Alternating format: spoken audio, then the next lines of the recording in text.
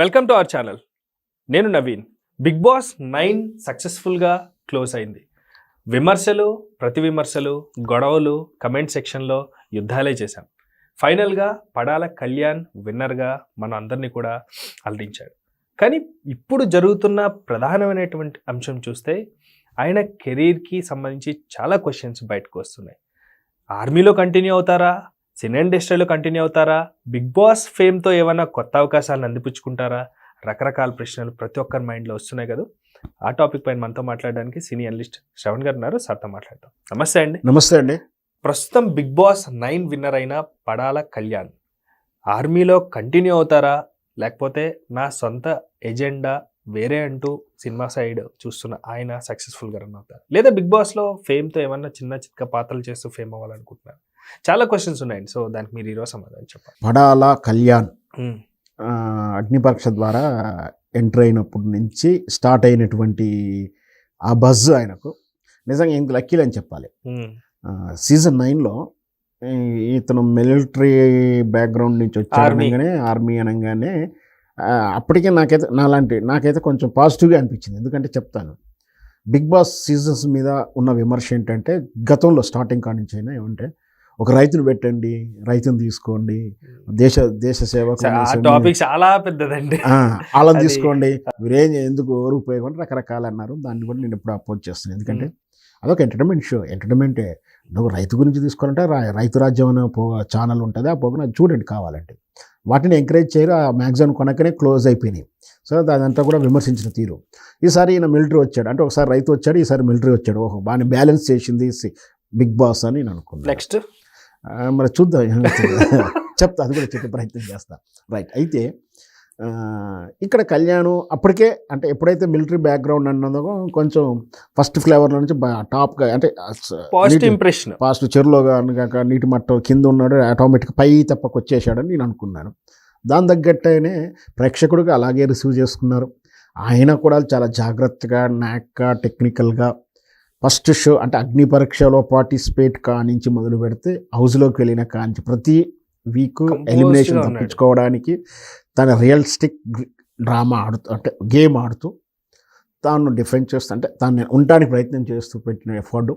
దాంతోపాటు మనకు సహజంగానే బిగ్ బాస్ సెకండ్ సపోర్ట్ ఏంటంటే ఆడియన్స్ పోల్స్ తీసుకోవడం, ఆడియన్స్ నుంచి సపోర్ట్ మెసేజ్ రూపంలో, కాల్ రూపంలోనూ. దాన్ని పూర్తిగా కన్సిడర్ చేస్తారా చేయరా అనేది ఒక డిబేట్ ఉంది దానికి. సరే, ఏదైనా అది కూడా కన్సిడర్ అయితే తీసుకుంది ఎంతో అంత. సో ఆ రకంగా ఆ ఫ్లేవర్ చూస్తున్న ఏంటంటే, ఈ బిగ్ బాస్ యాజమాన్యం డిసైడ్ చేసినా లేదా వాళ్ళ ప్లేయర్స్ డిసైడ్ చేస్తున్నా చూసేది మళ్ళీ ప్రేక్షకుడే కాబట్టి వాళ్ళ ఒపీనియన్ ఎట్లుంటుందో కూడా కన్సిడర్ చేయాలని ఆ కోణం నుంచి తీసుకున్నారేమో బహుశా. అది కూడా యాడ్ అవుతుంది. సో నిన్న అందుకనే తను విజేతగా ఆయన సొంత గ్రామానికి వెళ్ళినప్పుడు, కళ్యాణ్ పడాల వెళ్ళినప్పుడు విజయనగరం అనుకో, అక్కడ వెళ్ళినప్పుడు ఆయన అది ఆ కృతజ్ఞత కూడా చెప్పాడు. మొదటి రోజు నుంచి మీరు మీ మిస్ కాల్స్ ఇవ్వడము, ఆటోమేటిక్గా ఇది ఒక కల్చర్ ఉంది కదా. బిగ్ బాస్ స్టార్ట్ కాగానే ఆర్మీలు ఫ్యాన్స్ స్టార్ట్ అవుతారు. కళ్యాణ్ ఆర్మీ స్టార్ట్ అయింది, ఆర్మీ స్క్వేర్ అయింది, ఆర్మీ స్టార్ట్ అయింది. అది బహుశా సీజన్ 2 నుంచి వచ్చింది అనుకుంటా, కౌశల్ ఆర్మీ అని. సో అట్లా ప్రతి సీజన్ రైతురాజు, ప్రశాంత్ ఆర్మీ అని వచ్చి రావడం ఆటోమేటిక్గా ఇవి హెల్ప్ అయింది. వాళ్ళు రకరకాలుగా వాళ్ళు కూడా ఆన్లైన్లో ఓట్ వేయడాలు, లేదా వాళ్ళు ప్రపోజ్ చేయడం, ఫ్యాన్స్ ఏర్పడడం, దాన్ని వైరల్ చేయడము, చర్చ జరగడంతో ఆటోమేటిక్గా ఇంకా నలుగురు చేరవడం. సో ఆటోమేటిక్గా గేమ్ అంతా కూడా ఎవరి పేరు ఎక్కువ క్రష్ అవుతుందో, ఎలా అవుతుందో అటువైపు వెళ్తుంటారు జనరల్గా. సో ఆటోమేటిక్గా ఇట్లా కళ్యాణ్ సో చివరాఖరికి విన్నర్ అయ్యారు. ఆ విన్నర్ వెనక సహాయము లేదా కృతజ్ఞత లేదా ఎవరైనా మనం ఒక మాట చెప్పవచ్చు, ప్రతి విజయం వెనక స్త్రీ ఉంటుంది అన్నట్టుగా మరి కళ్యాణ్ గారి విజయం వెనక తనూజ్ గారు ఉన్న విషయం అందరూ అర్థం చేసుకున్నాం. అది బహిరంగ రహస్యం. ముందే ఉందండి, ఇంకా ముందే ఉందని చెప్పి స్టేజ్ మీద పక్కనే ఉంది, ఆ స్టేజ్ మీద పక్కనే ఉంది. సరే, అది పర్సనల్గా షో అయిపోయిన తర్వాత మన నిజంగా కూడా దాని గురించి ఎక్కువ సేపు నేను మాట్లాడదలుచుకోలేదు. షో వరకు మాట్లాడాము. సరే, అది అయిపోయింది. ఎందుకంటే వాళ్ళ పర్సనల్ లైఫ్కి వచ్చేసారు. పర్సనల్ లైఫ్కి వచ్చినప్పుడు మనం ఇంకా కంపారిటివ్ వాళ్ళుగా అంటే బాగుంటుంది. గేమ్ వరకు సపోర్ట్ చేసాము, వాళ్ళు నిజంగా అక్కడ జరిగినంత వరకు చేసాము. ఇక నుంచి కూడా దాని గురించి సెకండ్ ప్రయారిటీ ఇద్దాము. ఇక పోతే జనరల్గా బిగ్ బాస్లోకి వెళ్ళాలి ఎవరే ఎందుకు అనుకుంటారు? డబ్బుల కోసం పోతారు అనుకుందాం. చాలామంది అంటే ఎకనామికల్గా స్టాండర్డ్గా ఉన్న వాళ్ళు కూడా ఉన్నారు, డబ్బుల కోసం ఆడేటోళ్ళు కూడా ఉన్నారు.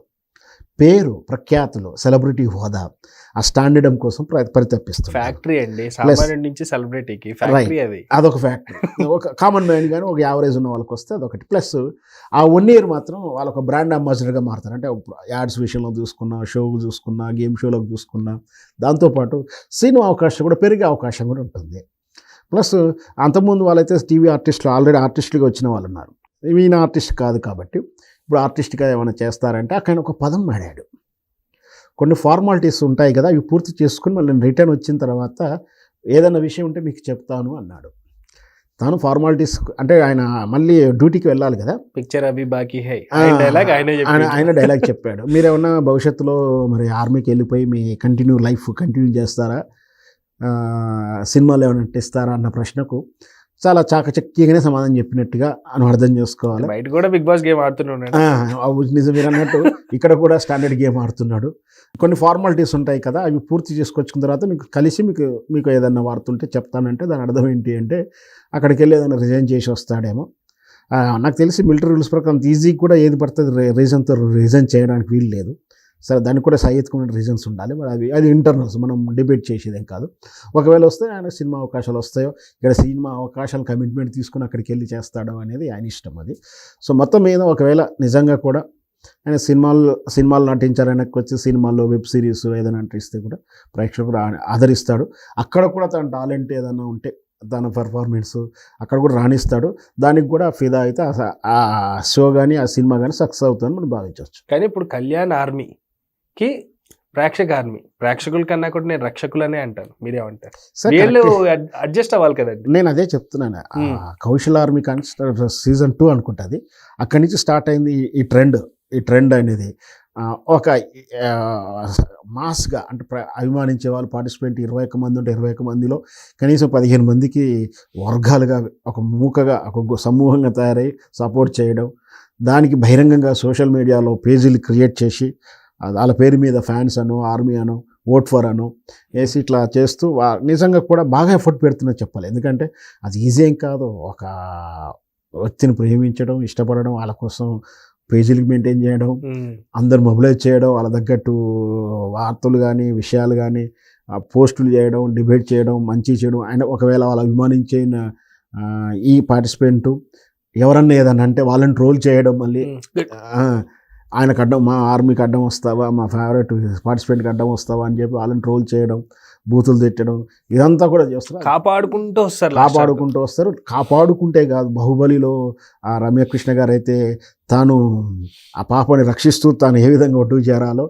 అట్లా వాళ్ళ భుజాలకు ఎత్తుకొని వాళ్ళ ఆర్మీగా కష్టపడుతూ ఆయన భుజాలను ఎత్తుకొని ఆయన గెలిపిస్తున్నారని చెప్పొచ్చు. Thank you sir, thank you so much అండి.